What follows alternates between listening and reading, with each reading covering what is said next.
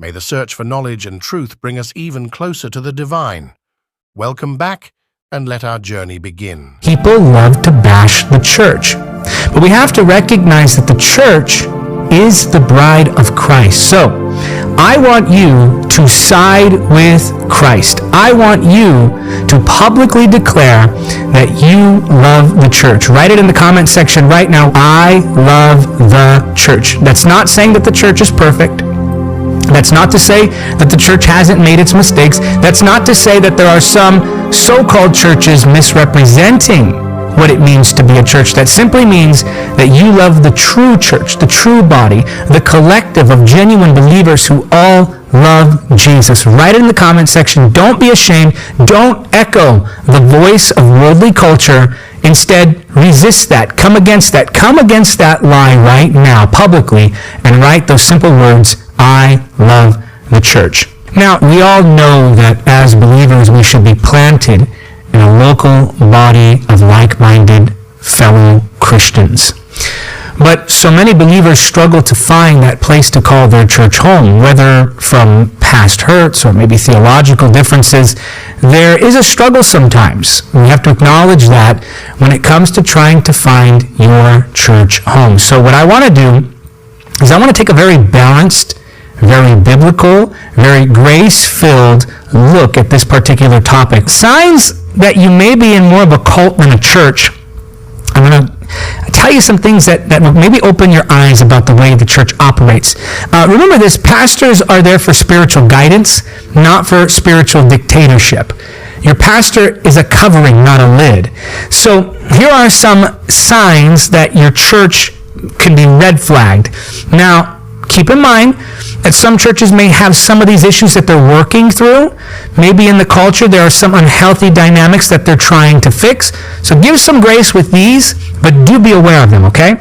The first one I'll give you is that righteousness is equated with an extra biblical adherence to a specific set of rules and expectations. Colossians 2:16 says, don't let anyone condemn you for what you eat or drink, or for not celebrating certain holy days, or new moon ceremonies, or Sabbaths. Interesting. So be careful when they try to put extra biblical restrictions on you and then condemn you for not keeping what they say you need to do to be spiritual, but what the Bible doesn't. So in other words, I didn't see you at Bible study on Friday. Are you a true disciple of Jesus? Well, who's to say that they're to set the schedule for your spiritual life? Again, this is not a complete red flag, but watch for this. Here's another red flag. Right standing with God is connected to right standing with a certain man or woman of God. In other words, if you have a disagreement with the pastor, you have a disagreement with God. That's not the case. Be careful of language like that. Here's a major red flag. Leadership is constantly overemphasizing ideas like submission to leadership. Now, submission to spiritual headship, that's biblical. But if there's an overemphasis on this, like every guest speaker's talking about it, every guest speaker's talking about how to honor your pastor, respect them, listen to them, it's probably because the pastor's telling the guest speaker to say that. And the pastor talking about it every sermon, and he or she ties your spiritual well-being to your relationship with them. Very, very dangerous. Another red flag, leadership is above healthy, respectful questioning. Now, I'm not talking about the Facebook theologians and the YouTube apostles and, the keyboard warriors. I'm talking about people with genuine concerns and questions who are coming with these questions to leadership, and you're being respectful about it. It's healthy, it's respectful, genuine concerns, and they just shut you down and rebuke you for bringing that up. If it was actually respectful and sincere and in love and grace and honor, they should actually address those questions. Here's another one. Members are kept tired, overworked, and unable to do much else besides church and ministry. You feel guilty for taking a family vacation. You feel guilty for taking a night out to take your wife to dinner. You feel guilty for going to see your children graduate. You feel guilty for going and being a part of something in your child's life. You feel guilty for not keeping to the program 100%. Dangerous, because cults like to keep people overworked. Because if they can keep you exhausted, they can keep you susceptible. If they can keep you exhausted, they can keep you compliant. So if they're constantly looking to fill your full schedule, red flag. And they condemn rest. That's big. They condemn rest. The next red flag here is members are afraid to make life decisions without the permission of leadership. Oh my goodness, this is major. So you want to marry someone. You want to pursue a degree. You want to get a job.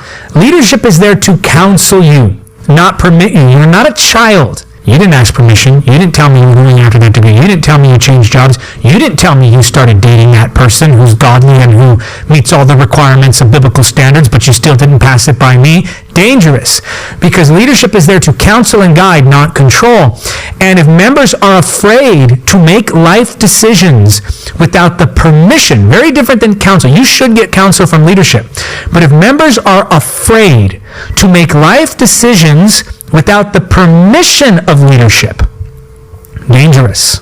Another red flag, members who leave, no matter the surrounding circumstances, are labeled as rebellious or outside of the will of God. So, if your church just has a long line of people who are all labeled rebellious, and if people are constantly leaving, and not just anybody, look, every church has people who come, who handle things inappropriately, who rebel against leadership in actual rebellious ways and leave. Every church has that, and then they try to trash talk the pastor. Every church, every ministry has that. But look at the track record. Look at the track record of the individual.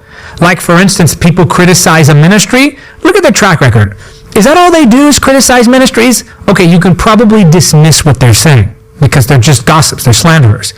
But if that person has a track record, maybe they went to that church for 10 years, 15 years, 20 years, and this church has a track record of people who were there 5, 10, 15, 20 years, constantly leaving and saying, I can't do it anymore, it's just an unhealthy environment, you better pay attention. Because if there's a long line of people who are all, although they were all rebellious, really? The people who were most loyal to you for decades, leaving your church constantly, they're all rebellious? That constant revolving door of people leaving because of problems with controlling leadership, they're all rebellious? Think again.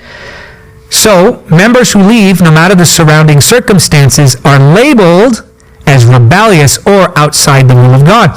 And by the way, if a man or woman ever tells you that you can't fulfill the call of God without their influence, that's control, that's witchcraft, that's manipulation, and that is red flag, major red flag, major red flag.